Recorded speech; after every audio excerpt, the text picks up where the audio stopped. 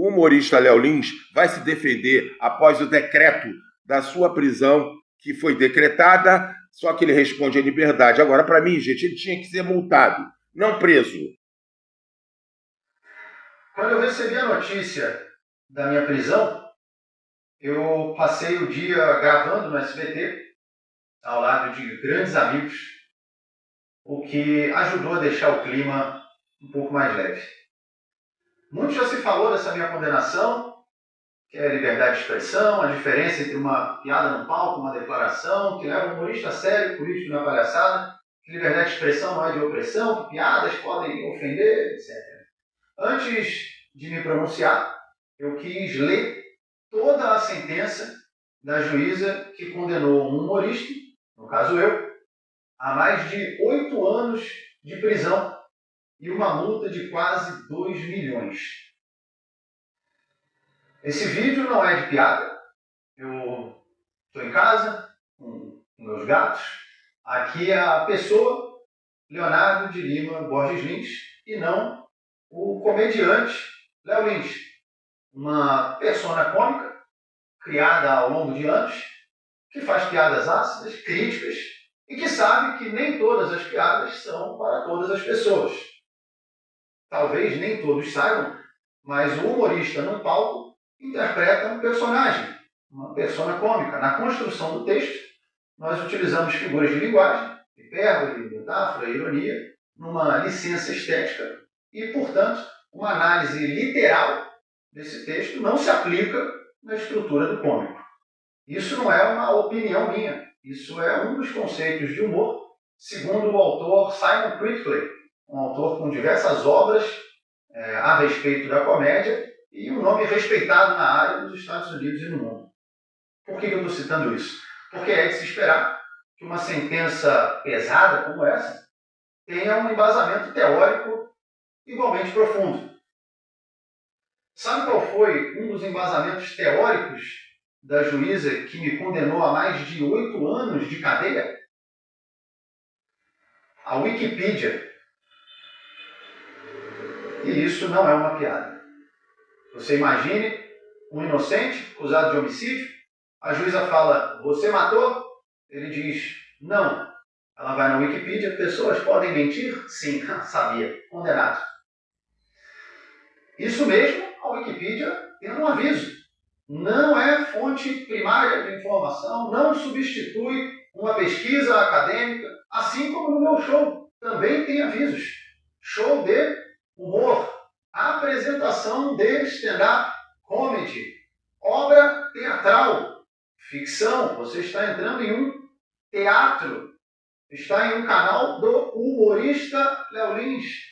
Mas parece que as pessoas perderam a capacidade de interpretar o óbvio. Estamos vivendo uma das maiores epidemias dos últimos tempos, a da cegueira racional. Os julgamentos são feitos puramente baseados em emoção e ninguém quer mais ouvir o próximo, quer no máximo convencê-lo da sua própria verdade. Isso pode trazer consequência para qualquer pessoa, mas no caso de um juiz, de uma juíza, pode trazer consequências gravíssimas. Eu vou citar alguns trechos da minha sentença e eu deixo para que vocês façam o julgamento por si só. Em um certo momento, a juíza fala, apesar de haver texto, edição, cenário, figurino e estar em um palco, parece-nos não se tratar de um personagem, e sim da pessoa a proferir discursos.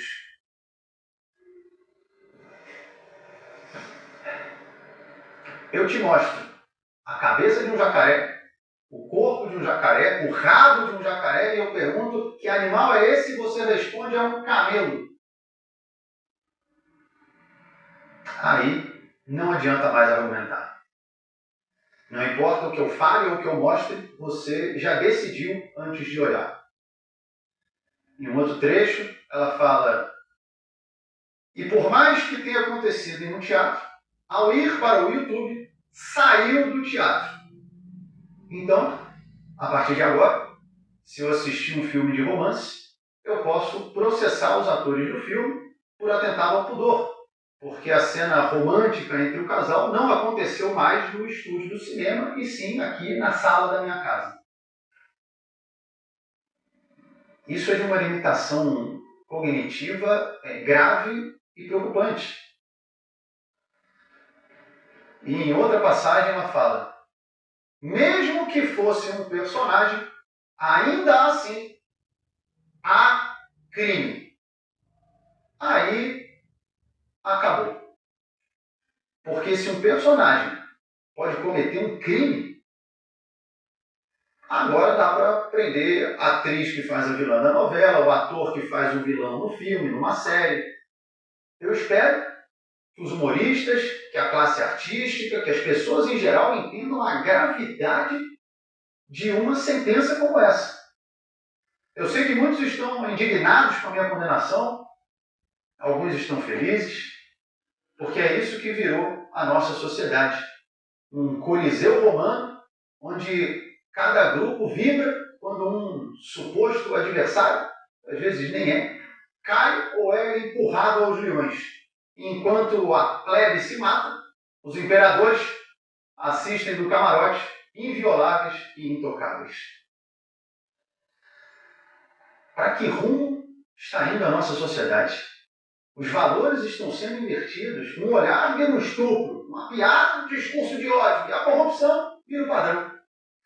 A gente acostumou tanto com desvios de caráter que, quando estamos diante de uma virtude, ela vira digna de elogio.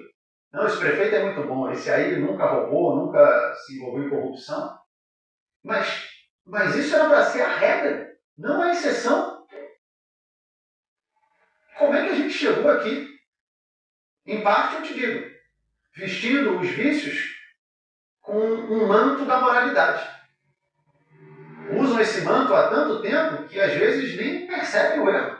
Durante o meu julgamento, em certo momento, o promotor de justiça me pergunta: você já parou para considerar que essas pessoas que estão aqui falando a seu favor, negros, gays, pessoas com deficiência, já parou para pensar que eles podem ser uma minoria dentro da minoria? E aí eu respondi: mas o objetivo desse processo não é justamente o respeito às minorias? Você está me dizendo então que essa minoria é tão pequena que não merece respeito. Em que momento a nossa régua moral e jurídica passou a ser baseada em um número do IBGE? Isso, se é que era uma minoria. Pelo menos no meu julgamento, haviam mais minorias do meu lado do que contra, porque não levaram nenhuma. E mesmo assim, em nome da defesa das minorias, a juíza ignora a opinião dessas minorias e determina que piada incentiva o crime, o ódio e o preconceito. Provavelmente, então, essas pessoas envolvidas no desvio de bilhões do INSS, coitados, às vezes eles só ouviram muitas piadas de idoso ou piadas de corrupção, e aí estavam vindo, quando viram, roubaram. A culpa não é deles, a culpa é do riso. Aliás, criticam também pessoas que riem de determinadas piadas. Como é que pode rir disso? Olha, diferentes pessoas têm diferentes sensos de humor. Mas não, como é que está rindo? Por que está rindo? Quando a gente ri, nós liberamos endorfina, dopamina, neurotransmissores que fazem você se sentir bem. Eu não vejo problema nisso. Eu acho mais problemático quando, ao ouvir uma piada, a pessoa, ao invés de rir, reage com ódio. Como fizeram na França, ao invadir o prédio dos cartunistas e metralharam todos. Como fizeram no Afeganistão, onde sequestraram e executaram um comediante por causa de piada. Ou até em violências menores, como no caso do Will Smith, que deu um tapa na cara do comediante Chris Rock. Situação semelhante eu vivi aqui em São Paulo, parado na rua, tomei um soco na cabeça pelas costas. Tem vários exemplos de agressão de pessoas que se irritam com a piada, mas não que riem com a piada. E ainda assim invertem essa lógica para fazer parecer que as pessoas que riem de determinadas piadas têm grande chance de cometer atos de ódio e de preconceitos. Eu não vou ser hipócrita. Você pode falar, mas então você quer afirmar que jamais alguém pode ouvir uma piada e ter uma atitude de agressão física ou psicológica? Eu não tenho como afirmar, mas se a pessoa fizer isso, que ela responda pelo crime que ela cometeu. A juíza que julgou o Léo Lins, pelo jeito, é favorável a ser proibido morte na televisão através de filmes e também violência física. E você, deixa o seu comentário gentil